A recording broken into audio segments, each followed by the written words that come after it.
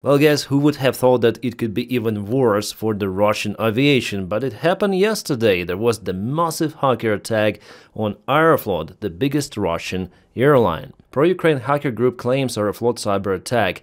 Yeah, there was the group from Ukraine and also from Belarus. So there are people in Belarus who support Ukraine quite a lot, including those kind of the hackers who breached into the servers of the airline, and there are roughly 700 servers at least, starting from the local offices to the main headquarters. And for the long year, they got the access to the data of the Aeroflot, all the customers, all of the employees, all of the technical data of the airplanes, maintenance and so on. They downloaded everything, and then finally they decided to destroy all of this data and basically servers themselves. So yesterday, all of those servers turned into bricks, just the hardware, nothing is in there any longer. And this is so huge, it touched everything. Like, there is no baggage handling possible, there is no internal communication even possible in the airline. Well, after 24 hours I may see some of the Aeroflot planes flying, but it was handled fully manually. The system is still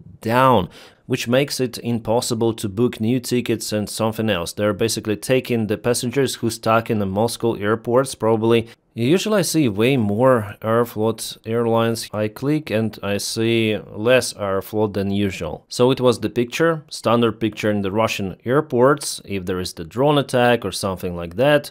But this time it was the internal hack of the system. And IT experts say that it could be a very long-lasting damage down to the airline. For the full recovery, Aeroflot needs roughly half a year. Even the Russian elite and Kremlin spokesman Peskov say that it is alarming, like this attack on Aeroflot, and the Russian prosecutor office already started the investigation. Try to find those hackers who operate from different countries than Russia. Well, probably in Belarus they may find those, but I'm sure that hackers already gone from Belarus. What is also interesting that hackers revealed that Aeroflot operates a very outdated Windows XP system in their computers, and CEO has not changed the password for 3 years. Again, it tells about the reckless approach of Russian officials and Russians themselves. The system which they built is not reliable. That's why the rate of the aviation incidents and accidents in Russia is pretty much high. That's why they shut down the airplanes flying in their skies, like it happened with Azerbaijani Embraer, so they don't really care. Let it be, I don't change my password for 3 years, and I think that the system is okay. Those were probably the thoughts of CEO of Aeroflot. So the entire Russian system in Aeroflot, in army, in Russian elite, it's like this huge elephant with tiny little legs, ready to collapse at any moment. That is all about Russia. Because of the attack, Aeroflot stocks went down dramatically for a single day, obviously, because you cannot rely on this airline any longer. I would say that even without this hacker attack, it's better not to fly in Russia. It's unsafe. They don't have the reliable access to the spare parts. They don't have navigation data. They have terrible maintenance without proper tools, without proper education, training. So yeah, don't fly in Russia. If you are in Russia or want to fly to Russia, it's very dangerous. So fantastic schedule for Russians, right? Everything red, everything cancelled. Aeroflot asked passengers not even to go to the airports because they're unable to check in or deliver passengers to the airplanes. Even refueling of the airplanes was not possible. So what hackers did? Yeah, as I told you, they downloaded all the flight history database. Later on they compromised all critical corporate systems. One C is for accounting, so for money. They gain control over personal computers of employees, including senior management. They copied the data, including audio recordings of telephone conversations. So as the result of the action, about 7,000, yeah, I said 700 servers, 7,000 servers were destroyed, physical and virtual. How can you physically destroy? Overload the servers? Maybe they could be overloaded. The volume of received information is 12 terabytes. And oh boy, poor Russians, oh my god. Guys, actually I don't care. Their holidays, cancellations or flights, yeah, I don't care. Because they attack Ukraine, they harm Ukraine, they destroyed people's homes, people's lives. And here it's just, you know, some sort of the miscomfort for them. But you see how Russians little by little are dragged into this feeling of the special military operations, even in Moscow, even in St. Petersburg. So their lives are not okay, not as before, from the economical perspective, from stability, from everything. It is getting harder, it is getting rougher, and it is just a beginning. I just hope that one day they're gonna feel the same what Ukrainians felt because of the Russian attacks. Well, I don't want Ukraine to bomb Russia or something like that, but I'm sure that there will be a civil war in Russia. And for that time, I'm gonna purchase lots of the popcorn. And here we have the screenshot of the Windows XP system. Definitely it's XP, and the folder called password. Maybe it's the CEO of the airline, Sergei Alexandrovsky. So yeah, yesterday the picture was totally different over Russia. Today, little by little, with manual processing, they started to fly. Well, actually, it echoes the events which happened to Ukrainian mobile network operator Kyivstar, which was hacked by the Russian hackers.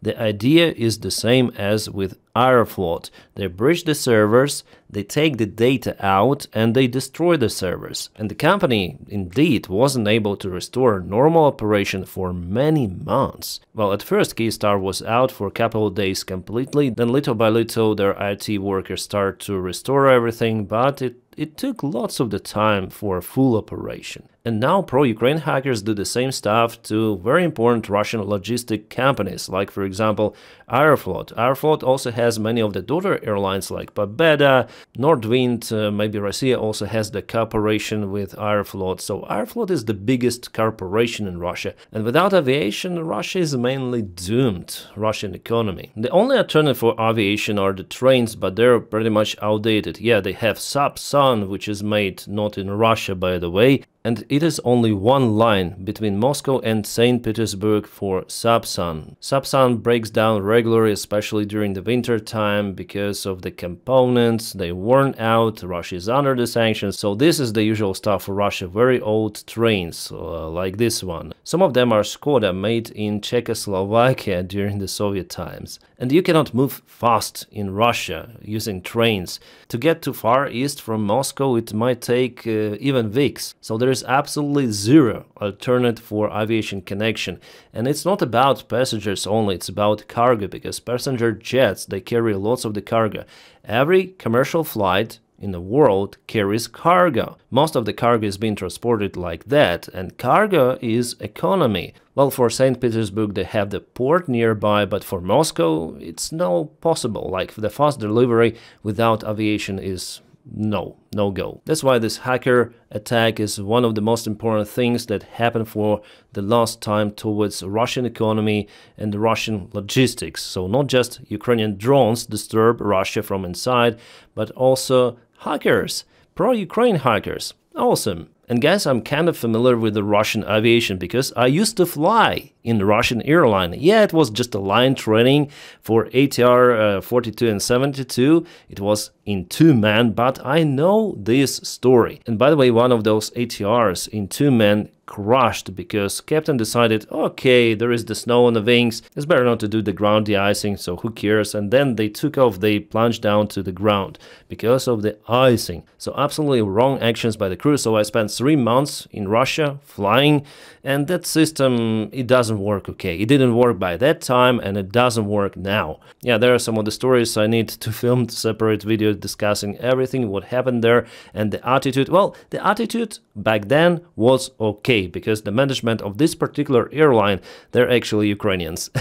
That's why they wanted to open the airline in Ukraine. That's why we were hired in Ukraine. It's some sort of the family business, but also included the contracts for the Russian oil, because this particular airline, UTR, they have lots of the helicopters, and they're used for very important services in Russian oil industry. So yeah, it's a long story, but especially now, do not fly. Do not fly any sort of the Russian airline. It's dangerous. And yeah, this is our daughter airline, UTR Ukraine, Boeing 737. I also flown this one, and we had also this ATR. It was before 2014, so before the war even started, before the occupation of Crimea. Then we flown lots of the times to Moscow. I personally have hundreds of the flights to Vnukovo airport of Moscow. I know how this system operates. Now this airline is no more. It doesn't exist. The airline went bankrupt, and I later on moved to Indonesia for a couple of years, and then I went back to Ukraine to fly for Ukraine International Airlines. But the story for the airline is interesting, and we took the new airplanes from France. But yeah, guys, it's completely different story. I can speak hours and hours about this stuff, about my past life and aviation career. And guys, there are already a couple of the stories I filmed today, so we have absolutely fantastic news from Zaporizhzhia direction. Here I tell you everything with the pictures coming, and we also have good news about the new attitude of Donald Trump towards Russian dictator Putin. It seems like we are witnessing the game changer. So please check out those at least 2 videos, but in general watch my videos, my friends, because that is how you support the channel, and also how you may support it, well, by joining my Patreon. You may find it in the video description just below. Thank you so much for maintaining my motivation. That is how I film more and more, because I feel satisfied with this. Then you like it, I like it too. So my friends, I wish you all a peaceful sky wherever you are, and have a great time.